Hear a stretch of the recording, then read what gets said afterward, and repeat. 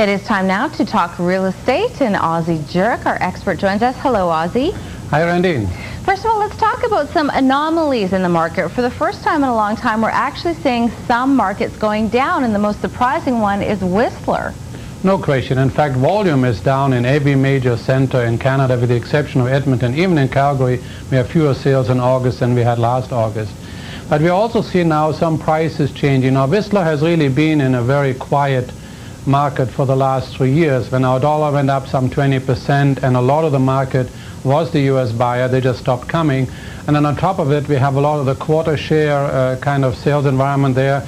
And the fractional ownership has, in many resorts, been reclassified as business, and taxes might have jumped by threefold in the last year alone. And so that has asked a lot of owners asking themselves to sell. All right, and you also, it shows a bit like Victoria is on the decline, and you have some numbers to back that up. No question. I think Victoria's sales are down about 8% on the month. But surprisingly, it's one of the only markets in BC that has the average price down month over month, so August over August. But also the 6 months moving average is now down, where it's usually 527,000, and in August it clocked in 510,000, so 3 to 4% where it was. And active listings are up a whopping 29%. Yeah.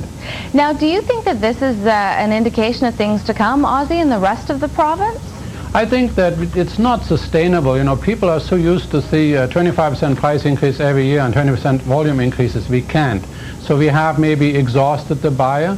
Maybe we have come to, hopefully, a more normal condition. It is not normal to sell a house in a day. Normal is 30 to 60 days, right? And so maybe we come back to a more normal market. All right, so you have some tips now for people. I was just in the market 2 months ago, and it was absolutely crazy.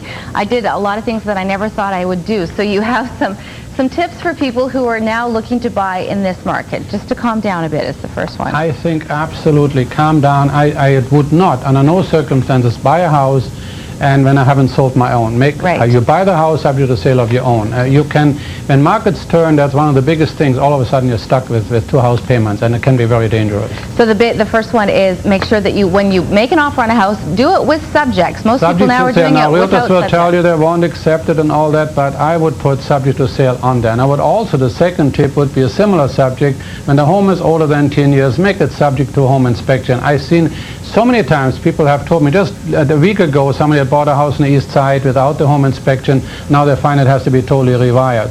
Get it home inspected. All right, and finally? Finally, the pre-sale is still very worrisome. We have quite a few pre-sales, even in Calgary, that have been sold in a year ago at a certain price, and now the developers are coming back and asking them to put in more money because they cannot finish it and the price that they had sold it at. And the pre-sale and the pre-sale assignments, I think, are going to be hurt. All right, Ozzie, thank you for that. Thank you. If you have any more questions for Ozzie, you can reach him at www.jurock.com.